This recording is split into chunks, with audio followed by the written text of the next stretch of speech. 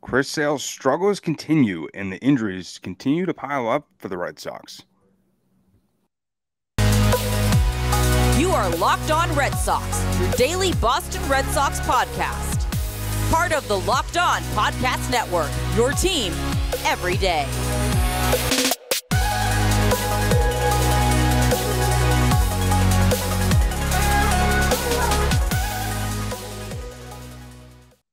I want to welcome you back into the Locked On Red Sox podcast, and thank you so much for making Locked On Red Sox your first listen of every single day. I am your host, Jake Ignaszewski, and here, as always, with my co-host, NESN, Lauren Willand, and we're going to do our absolute best in this episode to be as positive as possible. It's Thursday, one day away from Friday.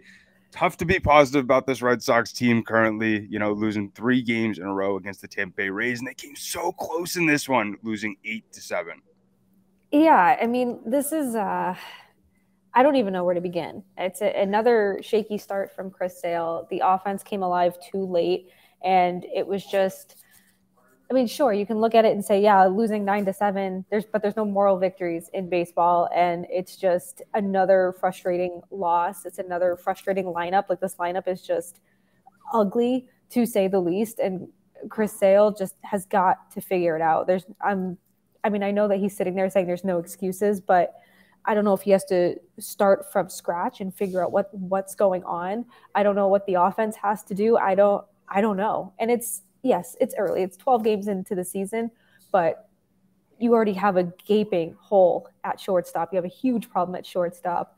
The infield just looked lost yesterday. The defense looked lost yesterday, making silly plays, not knowing, looked like the basic fundamentals, but yeah, I mean, what a weird start to the season. I don't know if weird is the right word, because we 100% knew that this could be a possibility. Right. And we did say that this lineup has the potential and this team has the potential. Things just have to go right. And nothing is going right for the Red Sox right now.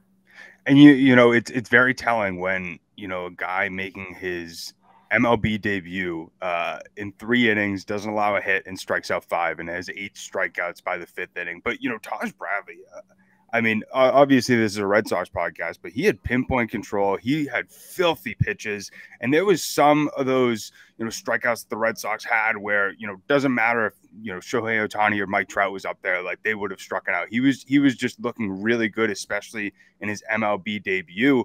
But, as you said, it was nice to see some players in the offense sort of get out of their slump. We saw Justin Turner with an RBI single, Kike Hernandez, an RBI double. But as you said, like they got going, but it was too late and not enough.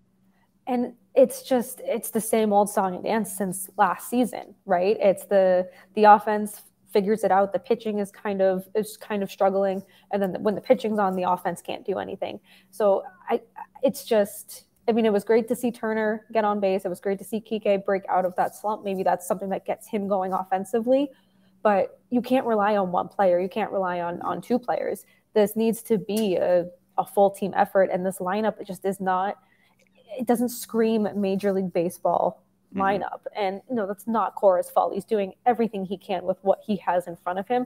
Yes, he's not a perfect manager. Yes, he's going to make weird in-game decisions. And it's just after Wednesday night's game, after it ended, I was just sitting there like, where does this team go from here? What is this direction? And that's a question we asked throughout the offseason, hell, probably since last year's trade deadline. Like, what is the direction of this team?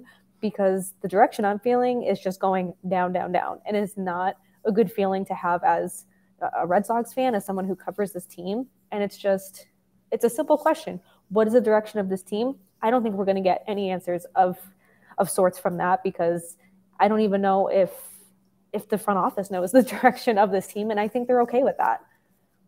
And, I think one thing going into the season that we talked about a lot was sort of the personalities and the energy on this team. And, you saw it a little bit in the first few series, but, now that the losses are starting to pile up, you're starting to see more quietness. You're not sort of seeing some of that energy from the clubhouse like you were really hoping for. Like in a lot of Red Sox minds, it was like, the roster on paper not going to ultimately win a World Series if you're being logical, but at the same time, the chemistry and the energy could hopefully get them over that hump, because we all know, especially when teams jive and when they have their little things, like that's the one thing that, I saw that the Orioles, they're doing their little sprinkler thing, they're doing their the chug thing. I mean, the Sox need something. I mean, I saw Justin Turner doing like the thing where you punch like your bicep or whatever, but like everybody and their mother does that like in the majors. And so they just got to get something to make them a little bit different,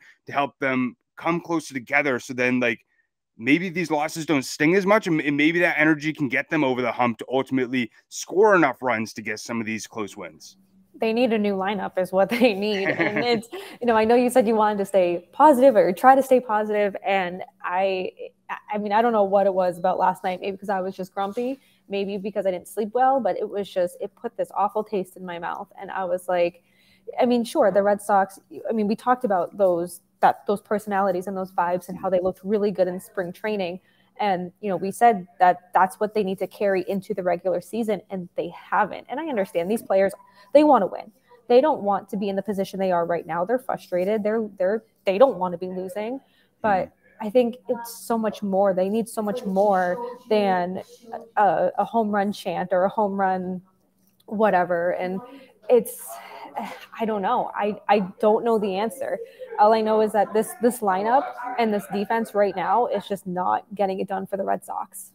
I agree. And, luckily, two guys we've spoken about a lot throughout this season that are really being the spark plugs for this lineup right now. And they're sort of the only ones right now is, Alex Verdugo continuing to get on base consistently, had a double, a single as well. Then we also saw Rafael Devers with the 3-run shot, which was super clutch in the 7th inning to ultimately make it 8-7.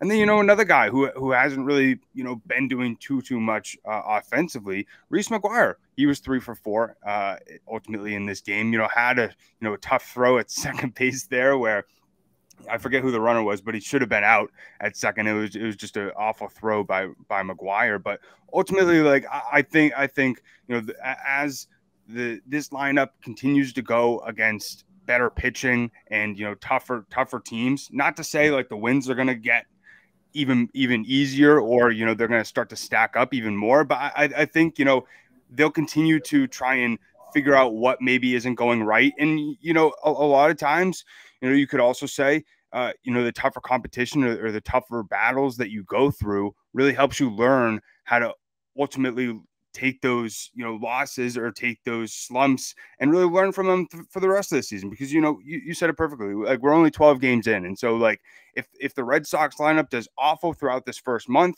kind of like they did last season, hopefully they can use it as a learning experience for how to do better in May and June and July, Yeah, every team faces adversity. The Red Sox are just facing a lot of it very early on. And yes, they can turn it around. They're 5-7. They're in 2 games below 500. They're not 0-12, but it almost feels like they're 0-12 just because the wins they got. It's just like, what happened to that?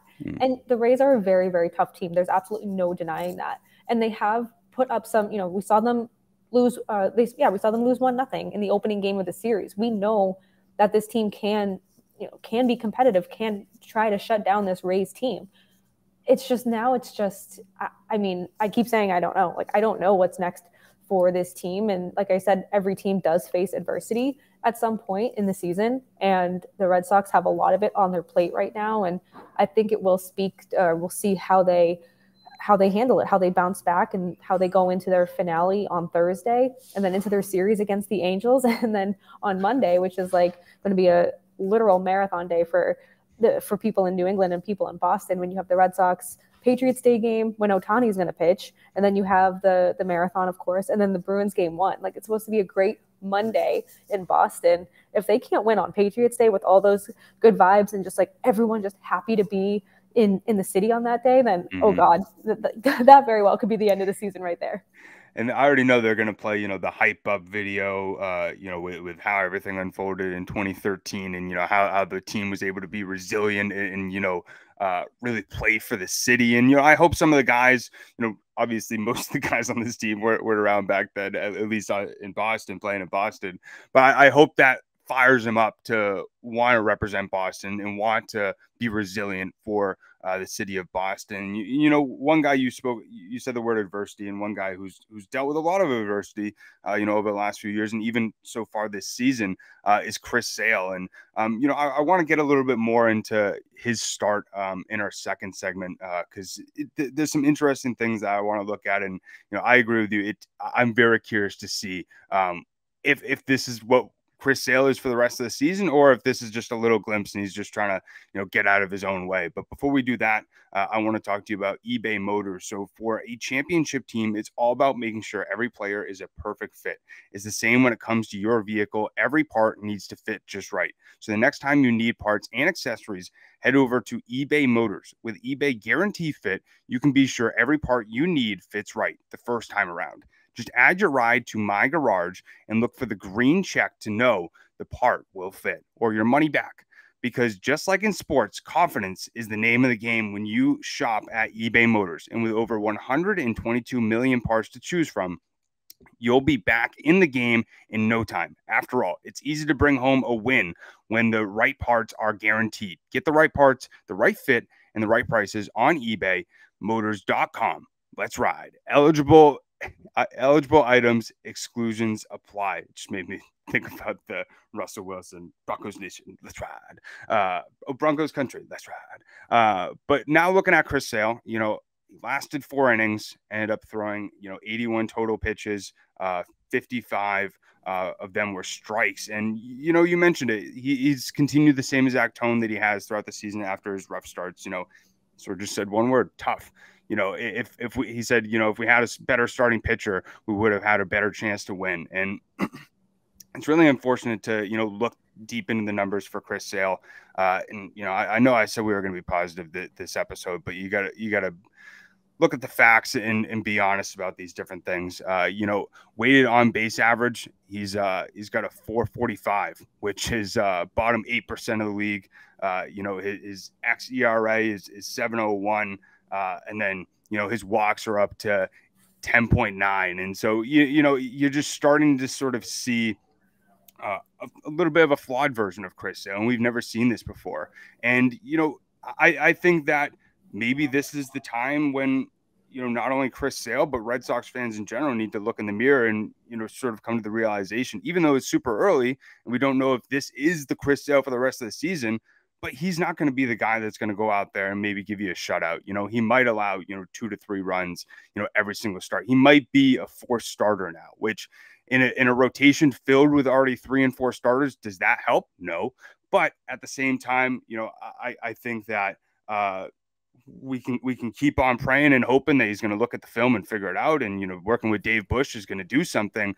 But, continuously, that slider has not been an effective pitch like it has for him in the past. Now, the Randy Arozarena home run, it goes back to the same thing, that we talked about, like last episode, is those home runs that were allowed weren't, pitches right down the middle that Whitlock threw. And, some of them were, but, generally the Rays are just really good hitters. And, Arozarena was able to swing down in the zone and find a way to lift that ball over the fence. And I think you got to be a really good hitter to be able to get down at that ball. And most hitters will probably swing and a miss. But I think with Sale, it's just another tough pill to swallow. But I just hope that he takes these words, and we said this after his last start, he takes these words and he actually improves it. Yeah, I mean, actions speak louder than words, right? We know that, and I will always admire how Chris Sale holds himself accountable and holds himself to higher standards. Now it's just a matter of taking those words and forming them into solid starts. And yes, he did have that botched bunt play where everyone just kind of seemed like they had no idea. They lost in the headlights. And then the home run, yes, I mean, the Rays are very good hitters, but that's on the pitcher then to kind of readjust and throw more competitive pitches. And what the Rays can do. That the Rays have a very, very strong lineup, and they've shown that through the first 12 games of this season. So I really hope that he can bounce back. But, I mean, you said it. He's turning into a 4 starter.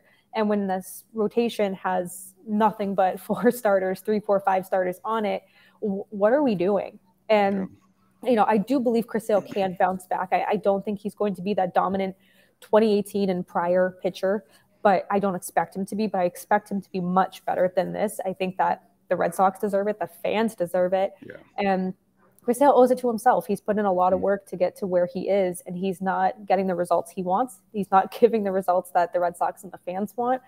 And, he's got 5 days now. He's got 5 days again until his next start. And hopefully he just kind of, fresh start, clean slate, scratch everything you've been doing and just kind of, I don't want to say start a whole new routine, but just what you're doing now isn't working. So we have to get away from that. And you have to be effective against these good teams, against AL East teams. Oh, man, it's an ugly time for the Red Sox right now. And this dates back to last year, especially. And it's just, things just have not gotten better through the first 12 games of the season. And, not only, we're speaking about Chris Sale, but I think the defense, kind of ties into this as well. And, it was an issue last season. And it's already an issue this season. And, Coras said on that botched bunt play, which, if you didn't see the game, it was first and third. And I forget who was at the plate, but he ended up bunting it. And then, Tristan Cassis ended up going towards the plate to try and make the play like you're supposed to as a first baseman. And then what the second baseman is supposed to do is go over and cover. So Yu Chang came over way later than he was supposed to. And Sale tried to turn and throw to first base, and nobody was there for him to throw it to. So it was bases loaded. So he was just put in a really tough jam. And, Cora spoke about it after the game, and he said, everybody was supposed to do what they were supposed to do, but, Chang was supposed to be over there a little bit quicker. And so some of those, like, nitty-gritty routine type of plays that you would think as major league players, it's super easy. Sometimes, guys have brain farts or, mentally forget exactly what their role is in some of those types of critical plays. But, especially when it ultimately, forces a bases loaded, how does that help in any way Chris Sale, not get in his own head and not continue to, beat himself with continuing to not only let up runs, but also hits as well. And I think that's one thing that, it doesn't help, no fault to Bobby Dahlberg, but now he's the shortstop, and I was joking around with, some different people at the WooSox yesterday of, Chaim Bloom was there at Polar Park, and they were joking, why is he here to maybe find an actual shortstop? And, we were just sort of joking about the defense, but it's something that's like sad. Like, that's not good to have, an awful subpar defense where, the pitchers can't win. Yeah, I mean, this is when you have Bobby Dahlberg as your starting shortstop 12 games into the season, that is a problem. And then, Yu Chang, yes, made that mental error there, but that doesn't happen with somebody who's, used to playing this game and used to being an everyday player. And I mean, yes, that would happen with a veteran, but it's just another knock on the Red Sox here, not filling the voids that they needed to with appropriate players and not just a bunch of utility guys with quote unquote versatility that don't really have the versatility they want the fans to believe they do, because they don't. And we're seeing it right now. Bobby Dahlberg is not a major league shortstop. This man has struggled so much in the infield, and you're just going to keep downing his confidence by playing a difficult position, a position that should not be an issue for the Red Sox for several different reasons. And you're putting Bobby Dahlberg there. So the defense is just, it's laughable at this point, because it's just, what are they doing? What is the direction of this team? When does it get better? Because you're looking toward the future, and yes, they have the bright future with the people in the farm system. But when does that happen? Because it's a slow, painful process. This is not the Tampa Bay Rays, and Chaim Bloom needs to stop treating this team like the Tampa Bay Rays, because this isn't how the Red Sox normally operate.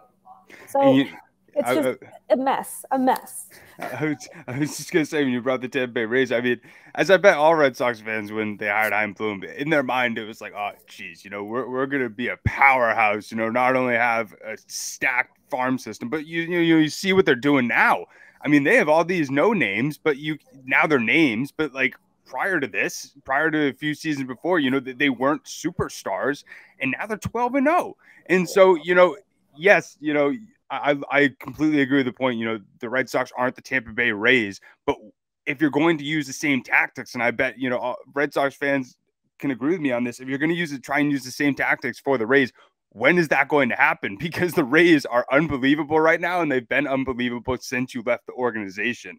And, it was interesting to see him at Polar Park yesterday. I was sort of trying to speculate why he was there. Bryan Mata was on the mound, and maybe he was looking for, a shortstop replacement. Maybe he was tapping in to see, sort of what the pitching looks like down there. And it definitely didn't help too much, with Zack Kelly going down, with right elbow pain, because now he needs to, use his notes that he took from being in Worcester and try and figure out who's going to replace Zack Kelly most likely on the major league roster. And, as somebody in Zack Kelly, who's a friend of the podcast, and, somebody that I know you and we care about, and he's one of the nicest guys, I've met on the team. And it was really tough to see him, go down like that. And, you could see him in agony, and, you never like to see not only somebody that you root for, but somebody that you care about be in agony like that. But I think that you agree with me. Right when he went down, it's TJ. I mean, knock on wood. Hopefully not, but I mean, that's what it is. I'm no doctor, but that's what it looked like. And his reaction was that of a reaction of somebody who knows that their season is over, knows that either their season is over, that's going to be a prolonged absence. I mean, Zack Kelly, yes, friend of the pod, really good guy, has just worked so hard to get to where he is today. And the reaction on his face was just gutting, it was just like gut wrenching. He was crying, he was sobbing, he was so emotional.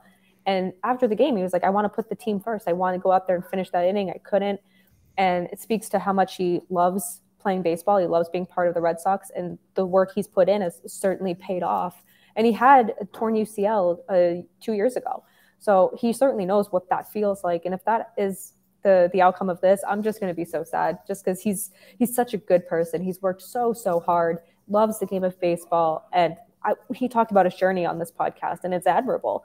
And to see it, I mean, I don't think his career is over, but to see what happened on Wednesday, just like, damn, of all people. And you don't want to see that happen to anyone, but someone who has such a heartwarming, I guess, and really story of working really, really hard to reach your dreams. I mean, that's Zack Kelly. And I really hope it's, that it's not the UCL, that he doesn't need Tommy John surgery, but the reaction has me saying otherwise.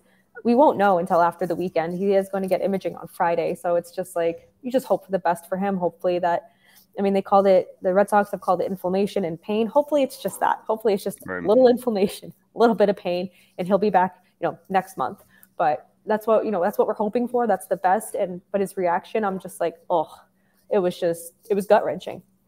And, it's great to, hear that, he didn't want to be selfish and he wanted to put the team first. But, trying to, put myself in his shoes, if he was being selfish, I bet all he thought in his mind, not to try and be negative, but, this was my shot. This was my shot to show that I'm a major league pitcher.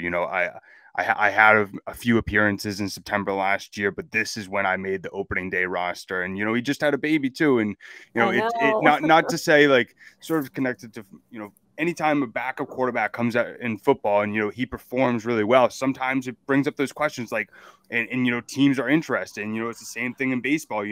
If somebody else fills his shoes and, really steps up to the plate, they could fill his role for the future. But, we don't have a crystal ball. We can't predict the future or anything like that. But all we can do is, say prayers up for Zack Kelly and hope the best. But, now the biggest question is who's going to replace Zack Kelly? And, we're going to speak more about that in our third segment. But before we do that, Lauren wants to talk to you about Rocket Money. So if you're somebody like me who has subscriptions after subscription after subscription, and you end up forgetting what you've subscribed to, and then all the money is getting taken out of your account on a monthly basis, Rocket Money is for you. I actually just did this the other night. I had a notification pop up that I had a subscription, that I did a free trial, and then it turned into a monthly subscription. So I had to go cancel that. But using Rocket Money makes it so much easier to see what subscriptions you have and helps you save a lot of money. And you have the whole try it free for 30 days. That's just enough time to try it and then completely forget about it. In fact, over 80% of people have subscriptions that they forgot about. You could be wasting money, not even realizing it. Rocket Money helps you find those forgotten subscriptions so you can stop paying for the ones you don't use. Do you honestly know how much your subscriptions are costing you each month? Most Americans think they spend around $80-ish, but in reality, it's over $200 or closer to $200. If you don't know exactly how much you're spending every month, then you need Rocket Money. Rocket Money is a personal finance app that helps you finds and cancels your unwanted subscriptions, monitors your spending, and helps you lower your bills all in one place. Stop throwing your money away, cancel unwanted subscriptions, and manage your expenses the easy way by going to rocketmoney.com/lockedonmlb. That's rocketmoney.com/lockedonmlb, rocketmoney.com/lockedonmlb. If you are looking for a delicious snack, but you don't want all that sugar and the calories, then you need the best tasting protein bar. And that is, of course, you know by now, Built Bar. You have got to try this if you're like me and want to make healthier eating a priority, and you want healthier snacks, but you don't want to compromise the taste. I've got this thing for you, Built Bars and Built Puffs. Built Bars are healthy and they taste amazing. They have flavors for everyone. My personal favorite is cookies and cream. They have a flavor for literally everyone. And maybe you're like, hey, Lauren, what makes Built Bars so good? Well, for starters, they are covered in 100% real chocolate. Every bar, every puff, 100% real chocolate. And now you don't need to wait to get a box. For the last few years, we've been talking about going to built.com, ordering your box, but now you can go to your local Walmart or Sam's Club while you can still get your specialty flavors still at built.com. But now you just don't have to wait. Go to the pharmacy section at Walmart, head on over to your Sam's Club if that's closer, grab yourself a box of Built Bar. If you're close to Sam's Club, you can grab the 13-bar box with our hit flavors from Brownie Batter Puff and Churro Puff. You can thank me later. These are so good. So whether it's built.com, Walmart, or Sam's Club, make sure you get yourself some Built Bars. So now with the injury of Zack Kelly, the biggest question is who is ultimately going to replace him if he does go down. Now, Alex Cora did mention that he will be traveling with the team, but he did also say that there could potentially be a reliever that comes with the team as well, going to Thursday's game to ultimately fill Kelly's spot. I did end up hitting, up one of the team's beat reporters, asking him, who could that potentially be? He said probably not going to happen at this point. So looks like the Red Sox, most likely pending another transaction prior to tonight's game, could be going into Thursday's matchup against the Rays without one of their relievers. But that just begs the question, going into the future, if Zack Kelly does ultimately have Tommy John surgery, he's out for the rest of the season, knock on wood, hoping the best for him. But I think, it's really tough to look at this 40-man roster and see somebody that could really fill this spot easily. Wyatt Mills still on the 15-day IL, same with Joely Rodriguez. And really the only person that you could bring up that isn't Bryan Mata or Brandon Walter or Chris Murphy is the guy that you just sent down in Cutter Crawford. It is Cutter Crawford. The Red Sox just announced it. So he will be taking Zack Kelly's place. Zack Kelly was placed on the 15-day IL. So Cutter Crawford is up, which I think is fine. But then again, that leaves you shorthanded in the bullpen. So I have a solution for the Red Sox. You take Garrett Whitlock, right? You put him in the bullpen. And you keep Cutter Crawford in the rotation. Thank me later. But I think I just figured out the issue here. But you still have pitchers coming back from injuries. You still have Brian Bayo to account for. So there's still going to be some more, merry-go-round moves here. But for now, I think Cutter Crawford should keep his spot in the rotation, and you put Garrett Whitlock in the bullpen. I'm always going to find a way to shoehorn Garrett Whitlock into the bullpen on this podcast, even though I said I'll give him that honest chance as a starter. But if you want the best results, Whitlock to the bullpen, Crawford to the rotation. Boom. Wow, I can't believe how that all just came together. Well, I just mean me say, Cutter Crawford's the only explanation, then bam, it happens. But I would just love to, understand the plan in them initially sending him down. Like, I understand, we obviously talked about it. I don't want to get more into this than we have to, but, being stretched out, and then now you just throw a wrench into that with this potential injury of Kelly. And it's we're just going to go back to the original plan of he's a multi-inning reliever, throw that all out the window, We'll just use him as a multi-inning reliever. Because now, the whole question is, are you just going to keep him like that? But, I guess sort of how the Sox kind of have to play it with all these different injuries happening is, just fill in the spot where we need it and then just figure it out later. Yeah, I think that's what they're going to have to do. I think that's the kind of the position they've been forced into, is that they act now, figure it out later kind of thing. And it's not ideal. It's not ideal to deal with any type of injury. It's especially not ideal when you're the Red Sox, because Zack Kelly was pitching very well throughout his brief time with the Red Sox this season.